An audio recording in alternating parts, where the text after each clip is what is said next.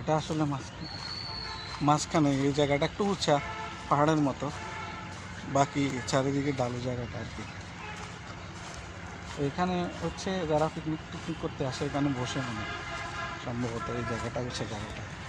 আর ওদিকে হচ্ছে লেক আছে, আমি লেকের ধারে যাচ্ছি।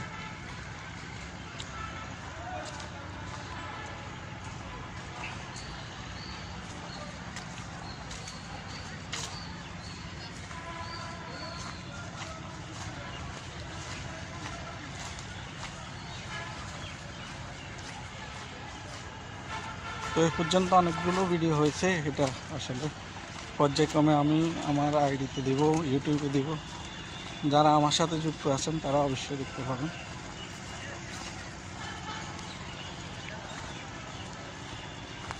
এদিকে লেক আছে, আমি আস্তে আস্তে বেরিয়ে যাবো এখন।